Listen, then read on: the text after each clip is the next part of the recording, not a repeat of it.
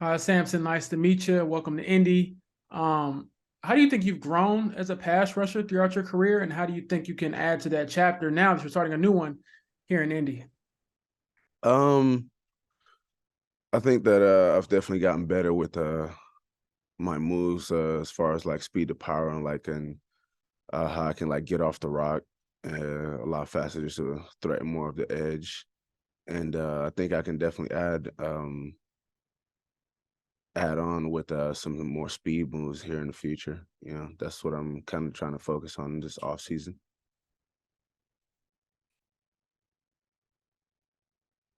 Nate Atkins. Hey Samson, I know you guys kind of ran similar approach up front with the wide nine stance that they do here in Indy. What do you like about that approach? How does it kind of fit your game? Um, it's just it makes it easier mentally, you know, for the defensive end that's playing that technique because you just get to get off the rock and just mess things up for the offensive lineman. Like you're not really thinking about much, you know. So you get to play faster, and I like it because I just get to go. You know, I'm not really thinking at all. Mike Chappell. Yeah, Samson, welcome to Indy. Thank I'm you. just kind of curious. They love to have 7, 8, 9 guys play and play a lot and rotate. Does a defensive player, defensive lineman like that to where you're sort of dividing time, but you're fresh? Yeah, you're nodding your head. So explain. Yeah, just like you said, you're fresh more of the time, you know, because if you're always like out in the field playing like 60 plus snaps a game, you're gonna get worn out, especially the way that we want to play it. You know, you want to always be around the ball.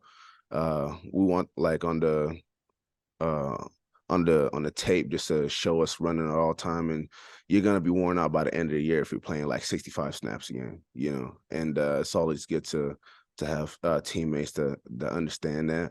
And if you can like find a way to average everybody at like 35 to 40 reps a game, then you can like get everybody playing their best, especially at the end of the season, and still being able to run fast and get to the rock and chase things down.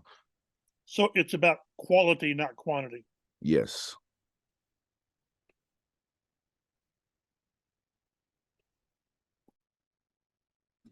Nate Atkins.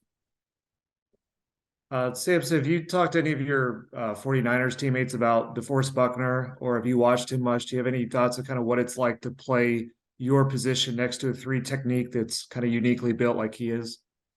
I mean, I played with Eric, so they're kind of built similar, and yeah, they played together. So I've heard all about Buck from them, and what type of person he is, and how he's a genuine human being that definitely wants the best for his teammates as much as he wants to win.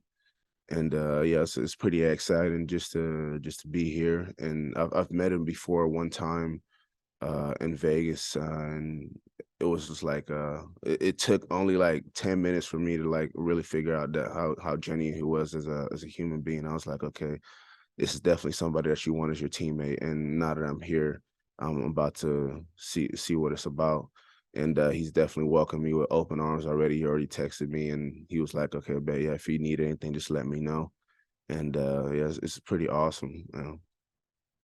And just as a quick follow-up, it's hard to replicate, I'm sure, the things that Nick Bosa does, but are there things that you've learned or been able to add to your game from kind of the way he plays that position?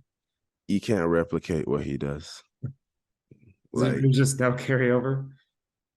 there's a little carryover as in like get off wise. Like I kind of like watch how he gets off the rock a little bit, and but he doesn't waste a lot of movement. So that's what I'm trying to like get better at. Like yeah, a lot of stuff he just doesn't waste any movement. That's how he's able to like get there so quick.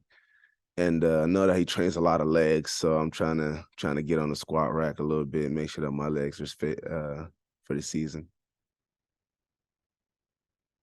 Last one, James Boyd.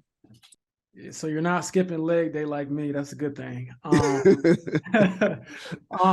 guess the last one I had was just what made Indy your final choice. I'm sure you had other suitors, but what pushed this franchise over the top to make you want to continue your career here? It kind of cut off. I can't hear you. Oh, I'm sorry. I said, what made Indy your final choice, and what pushed him over the top to make this where you want to continue your career? Hey, James, if you could repeat that, you cut off there. Yeah, so can you hear me? Yeah, I can hear you now. Yeah, sorry about that. What made Indy your final spot or your final choice, and what pushed him over the top when you were weighing your options? The money was definitely a factor because I was trying to take care of my family, you know. We came from, I mean, I'm not gonna give you the whole story, but we like really went through a lot, and I felt like I can definitely use this money just to take care of them a lot more, just so that people can just live a little bit more stress-free life. And then I know that the Colts is like deeply rooted in the NFL, you know what I'm saying? So they got a strong history of winning. So that's the second motivation. And then 3, they play the same scheme.